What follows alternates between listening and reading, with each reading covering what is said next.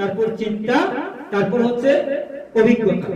কিন্তু artificial intelligence আর যাই বলেন যেগুলো পৃথিবীতে আসবে সেটা তো আসবে মাত্র দুইটা নিয়ে। একটা হচ্ছে তার অভিজ্ঞতা আর একটা হচ্ছে প্যাটার্ন। মানে সেই অভিজ্ঞতা থেকে বলবে বা প্যাটার্ন থেকে বলবে। আমি যদি একটা ড্যাশ দেই, আপনারা এখানে অনেকে আছেন ড্যাশ তো বুঝেন, শূন্যস্থান পূরণ করি না। আচ্ছা, তো আমি যদি বলি যে চা, তাহলে পরে কি আসতে পারে? চা প্লাস বিস্কুট। কে একজন এখান থেকে বলে দিয়েছে চা প্লাস বিস্কুট। বিস্কুট অথবা বলেন চা প্লাস ব্রেড।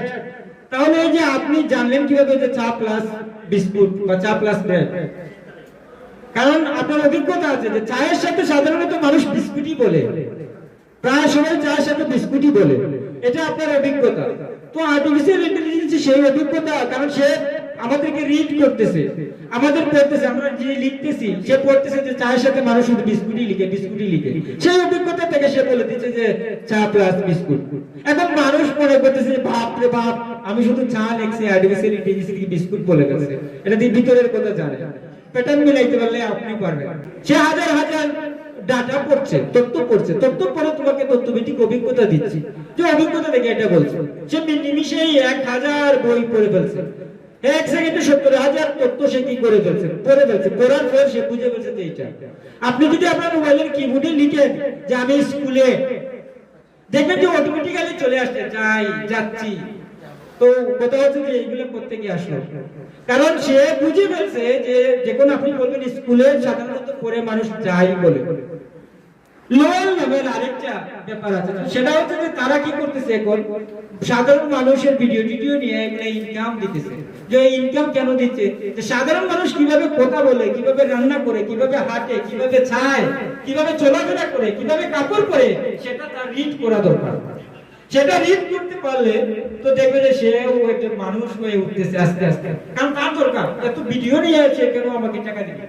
যে আমি যে কান্না করতেছি, হাসতেছি, কিভাবে কান্না করতেছি, কিভাবে হাসছে, এটা তার রিড করা দরকার। কারণ তো সে তো কান্না করতে পারে না, হাসতে পারে না। তো সে আমাকে টাকা দিয়ে আমার কি নিয়ে যাচ্ছে, আমার অভিজ্ঞতাটা নিয়ে যাচ্ছে, সেটা রিড করে আবার আমাকে ফিডব্যাক দিচ্ছে, আমি আবার তাকে কি করে বলছি, মহা জ্ঞানী মনে করতেছি। তো আমরা যারা সোশ্যাল ওয়ার্ক করি, প্যাটার্নের কথা বলছি, আপনারা একটা প্যাটার্নে কাজ করেন, আমরা আরেকটা প্যাটার্নে কাজ করি। এই সব কয়টা প্যাটার্ন যদি আমরা আর্টিফিশিয়াল ইন্টেলিজেন্সের মতো সম্মিলিতভাবে মিলিয়ে কাজ করতে পারি, তাহলে ব্যাপারটা কোথায় গিয়ে দাঁড়ায়?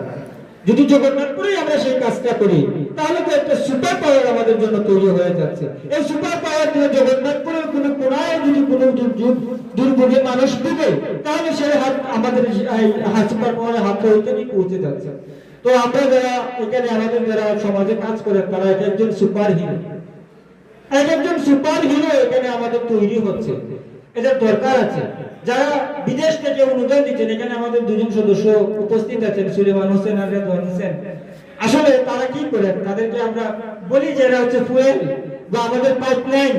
যে এই পাইপলাইনটা আমরা তৈরি করে দিয়েছি, যে এই পাইপলাইনে কি হবে, আমাদের তেল গ্যাস ফুয়েল আসবে আর আমরা এখানে জ্বলবো।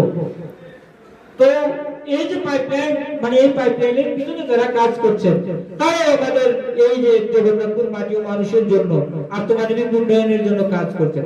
এই যে একটা সম্মিলিত শক্তি, মানুষ যদি সংঘবদ্ধ হয়ে যায়, তাহলে একটা প্রিডেটরের মতো হয়ে যায়। আসলে প্রকৃতির শক্তি থাকে না যে প্রিডেটরকে হত্যা করার পারা। তো মানুষই হতে পারে যে আর্টিফিশিয়াল ইন্টেলিজেন্স বা এই সেই যাই কিছু, সবার উপরে হচ্ছে মানুষ। আর আমরা সমাজকর্মীরা আমরা মনে করি যে আমরা যেন সেই মানুষের ঔষধ হতে পারি, তার প্রয়োজনে যেন তার দরজায় যেতে পারি, তার দুর্ভোগে যেন তার পাশে যেতে পারি। এটাই হচ্ছে আমাদের চিন্তা এবং চেতনা।